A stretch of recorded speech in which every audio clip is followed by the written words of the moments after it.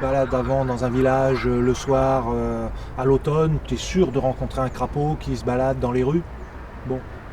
Mais avant, c'était des dizaines de crapauds qui se baladaient dans la rue. Donc ils sont encore là, mais c'est beaucoup plus discret. Ou des salamandres, voilà.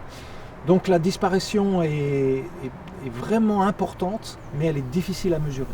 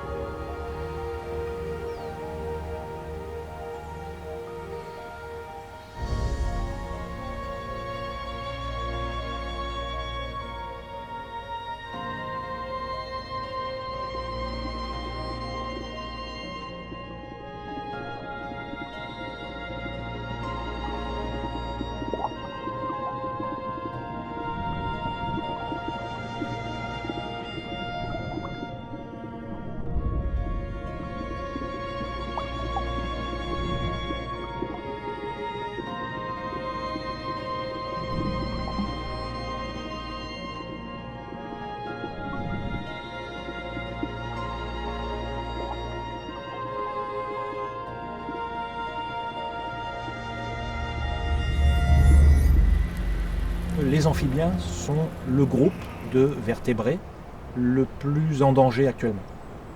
On considère que, pour les espèces connues, plus de 40% sont considérés comme en voie de disparition.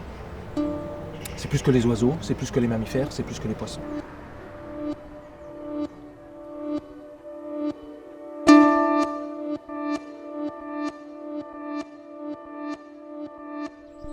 On entendait des chorus de rainettes, de grenouilles vertes, c'était un brouhaha infini. Maintenant, on n'entend plus que les oiseaux et quasiment plus les amphibiens.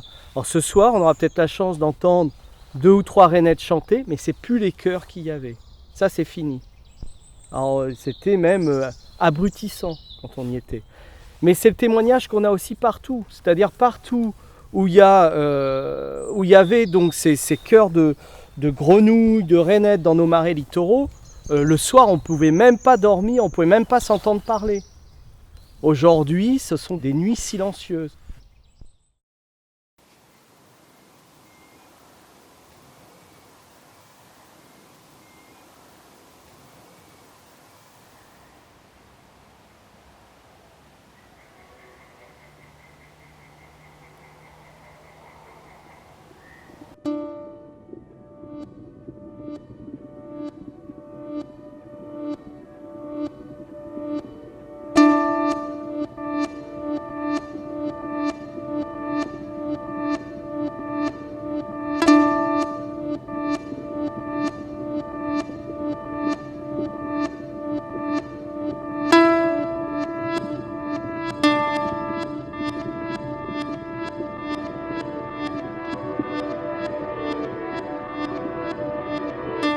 Quand l'écrevisse est arrivée, elle a d'abord consommé les herbiers.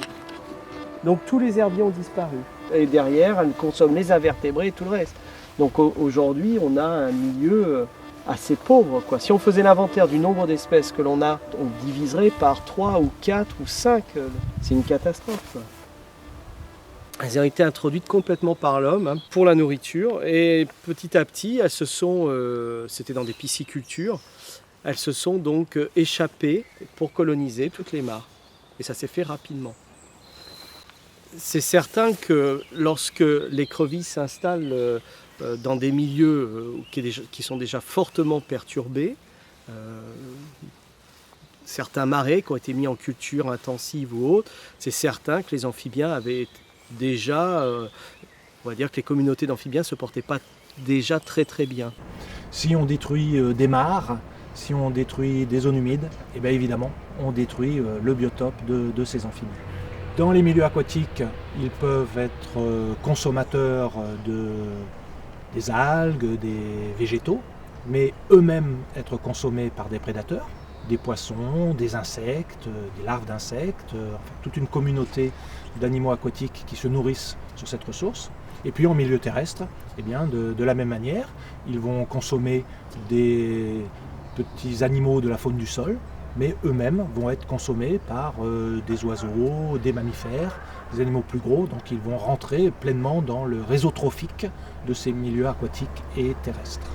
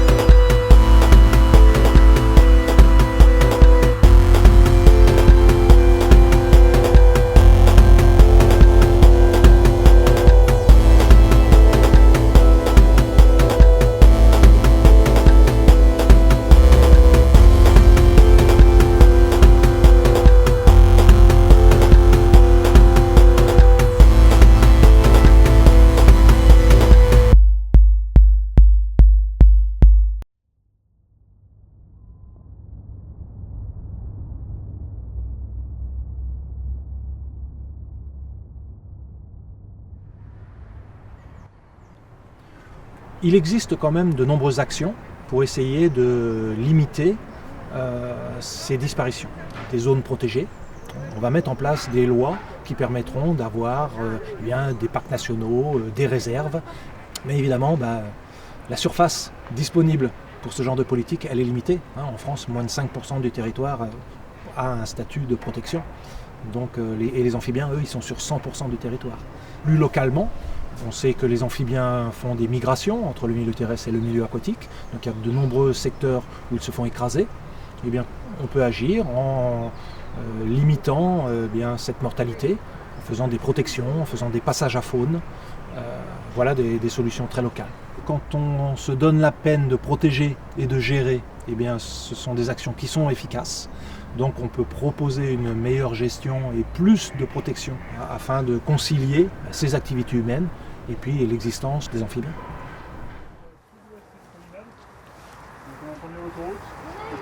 Peut-être qu'on aura un train qui passera vous allez tout à l'heure. Des bruits de grenouilles. Et du coup, si on le regarde par rapport à ce que je vous montrais sur les photos, son iris il est jaune. Alors que chez le crapaud commun, son iris c'est orange à rouge.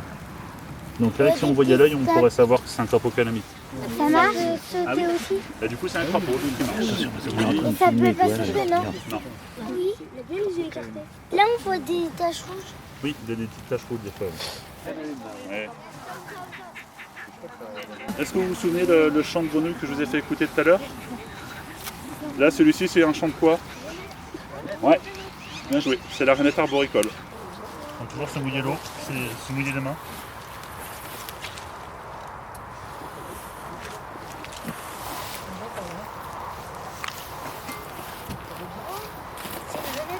Oui. Vous avez vu les petites ventouses? Oui, tout doucement. Hein. Attends, faut que tu mouilles ta main avant. Non, là pas. Prends plus un tout petit peu de soin.